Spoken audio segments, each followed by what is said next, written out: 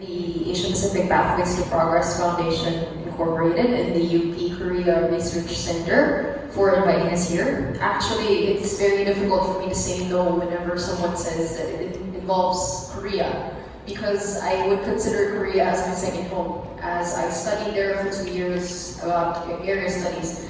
So my topic for the day is Philippines, Republic of Korea Defense Cooperation, Prospects and Challenges. I would very much like to thank Dr. Lee for giving us a very strategic outlook. And now I would like to focus your attention on a little bit of the operational realities that are at the fore when it comes to defense cooperation. Next slide, please. So this is the scope of my presentation. I would like just to share the usual milestones of cooperation between Korea and the Philippines, especially in defense and security. It's the shared security environment, which is a little bit close to the assessment of Dr. Lee a while ago. Frameworks of cooperation, what has been done since 1950s up to now, and current engagements, the new Southern policy, and the prospects and challenges. Next slide. So, President Lee Soo-man was the first president of Korea in 1948. He said that as a nation which courageously and with high vision stood resolutely in the forefront of the international movement to re-establish the sovereignty resident in the people of Korea, he refers to the Philippines as the generous and forthright extension of recognition to Korea comes as a happy augury of cordial relationships between the two peoples. Next slide. So I would like to discuss a short historical background about the defense and security cooperation between our two countries. So in 1949, we were the 5th country to recognize the Republic of Korea as a country, and the establishment of diplomatic relations happened in 1949. Immediately after, we deployed the Philippine Expeditionary Forces to Korea, or the PH-ROK. It is one of the highlights, and some of the people who study about Philippines-Korea defense cooperation look at this as a beacon for cooperation between the two countries. In 1974, the Korean government built the Philippine Monument in Goyang. And then in 1994, we signed the Memorandum of Understanding on Logistics and Defense Industry Cooperation. In 1995, Korea immediately transferred 5 PKMs, or patrol killer PKMs. You probably have seen this if you watched the movie Northern Limit Line, the Changsori class vessels. So they transferred to the Philippine Navy, and some of them are still in use up to now. 2009, we proclaimed 7 September as the Korean War Veterans of the Philippines Memorial Day. In 2009, we signed the MOU on Mutual Logistics Cooperation. In 2013 is an MOU in a broader field, which is the field of defense. 2015, the first FA-15 fighter jets for the Philippine Air Force from CAI arrived. And in 2017, the acquisition of 2 frigates contract was signed between the Ministry of National Defense and the Department of National Defense of the Philippines. So with that, with a long shared history, aside from the history, we also have a shared security environment. So the strategic considerations have already been discussed in full by the guest speaker today. So I would just like to move you to the operational realities. So operationally, it's a little bit more different than what we look at strategically. So these are some of the realities that we have to consider, especially when it comes to defense and security cooperation. So first is, China has been trying to gain operational superiority in the Pacific, and it has been shown in a lot of their movements, especially economically and militarily. So the terraforming, or the building of islands, before there were no islands in between those areas, but now there are islands which are militarized, and their taking of a port in Sri Lanka is another one. Their building of their Djibouti base in Africa is another one. So this thrust towards gaining operational superiority is actually taking a toll on a lot of the other things that our country and the rest of the countries in Southeast Asia are looking at. So another is the emergence of the gray zone, which is actually related to number 1.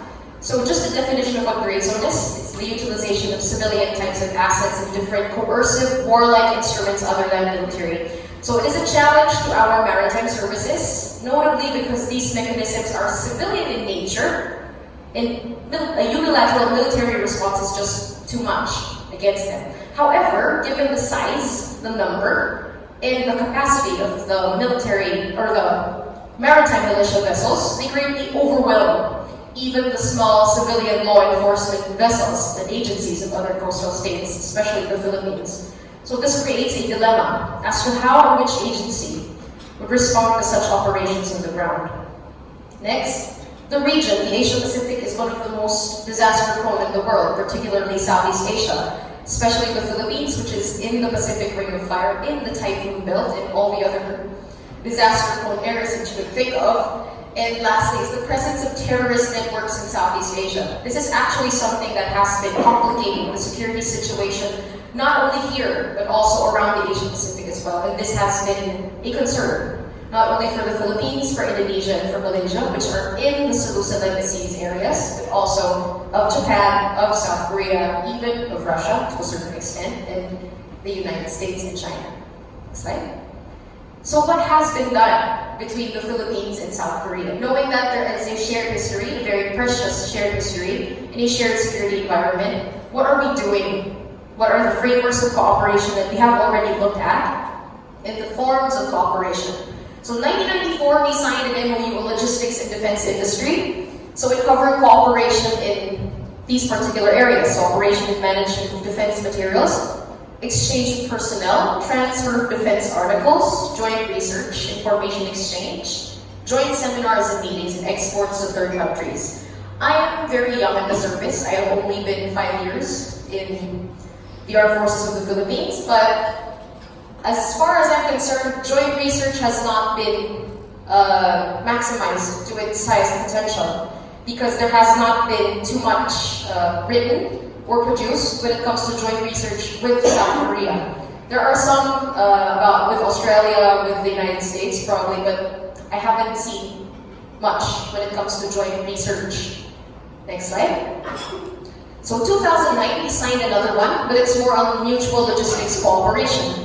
So we cover cooperation and mutual logistics support during combined exercises, training, peacekeeping operations, and humanitarian relief efforts. Actually, South Korea has been very, very instrumental when it comes to humanitarian assistance and disaster relief in the Philippines. It has very well been shown in the 2013 Typhoon Haiyan issue. And it was, this 2009 MOU was supplemented by implementing agreements on procurement and government quality assurance. Next slide. 2013 is a broader one. It was signed to cover cooperation in the following areas: the exchange of defense-related information and experience, mutual exchange of visits. This has been very much used as a reference. Military education and training, research and development. As you can always see, it's defense industry, logistics and maintenance, military technological cooperation, and a lot of other things. So next slide. So what are the current engagements? Based on the frameworks that you've seen, from 1994 up to 2013, there have been 3 that has been signed, and there have been a lot actually that Korea has given, and the Philippines has already received from Korea, especially when it comes to defense articles. But what are the current engagements that we have right now? Next slide. So this is the proverbial picture of the Philippine Secretary of Defense, Delfin Lorenzana, with his Korean counterpart in 2018. Next slide. So I just arranged this according to what the military always uses. So in operations, some of the current areas of cooperation include the rehabilitation aid given to the Philippines during the Marawi issue. In logistics, which is the most robust, if I may say so, of all the cooperative arrangements and agreements between the Philippines and South Korea, 1 corvette is going to be donated or is donated to the Philippine Navy and is set to arrive per the news and per some sources. It's July, the end of July, up to the first weeks of August. So it's going to be called the BRP Conrado Yap. So 2 frigate sails for the Philippine Navy, which has been very, very in the news for the past 2 to 3 years. So FA-50 light attack craft for the Philippine Air Force. And then in international affairs, as I mentioned earlier, there have been periodic high-level visits of AFP and ROK armed forces to personnel to counter apartheid borders. So, for example, my unit, the Corps Professors, has also sent a delegation from the Office of the Dean in 2016 to visit the Korean Military Academy and some of the other places in South Korea, which could be very important to military education and training. And lastly, the Philippines is sending cadets. I'm not very sure about the year, but I think it's since 2009 or 2008. And staff corps students to South Korea. I know some of the staff corps students because most of them are from the Philippine Navy, and I think 90% of them are from the Naval Air Group. So Korea, in turn, is sending Command and General Staff Corps students to the Philippines. I think they started in about 2012 or 2013. So they have been sending almost annually a student for the CGSC courses. So currently there is one Korean student who is under resident instruction in the CGSC. Next slide. So on the D&D level, so it's not just on the AFP level, also has a D&D level part. So the government arsenal has just recently signed an agreement with ROK Defense Acquisition Program Administration with regard to Samyang on composite-based armor products. So that's helmets, force protection equipment, and with Puhung on ammunition. So next slide. So when I checked the New Southern policy, because it was actually the topic of this whole forum, I tried to look at permanent provisions and how we could actually maximize this kind of cooperation we have been doing with South Korea for the past few years. Now with this welcome development, next slide. So some of the pertinent provisions that I can see are that it's cultivating Korea's relations with ASEAN and India as key partners in the southern region, enhancing relations with us, the ASEAN countries, across economic, strategic, and social dimensions, and working towards what has been said earlier as a 3P community: peace, people, and prosperity. Next slide. So my impression of this is that South Korea, this New Southern policy is actually South Korea's response to the US-China strategic competition. Because the more it moves, the US-China rivalry, the more it becomes more uncertain. So there are a lot of other things that are trying to make it uncertain, especially when it comes to the presidents. So this is, I think, what South Korea saw as a response to this uncertainty that has been put all over our heads.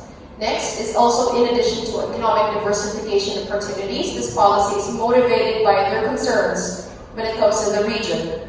As you can see earlier, operationally, security threats are not just in one area, and you could not just put them in a single area, especially when it comes to the maritime security issue.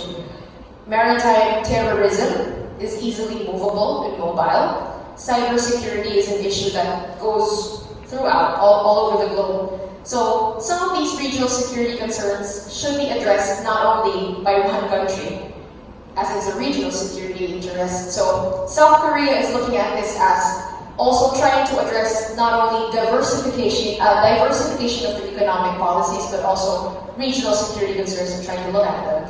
And also in line with Southeast Asian thrust to diversify partners and work on functional cooperation mechanisms. So I've been working on a paper on functional cooperative mechanisms between ASEAN and their partners, especially from the Philippines.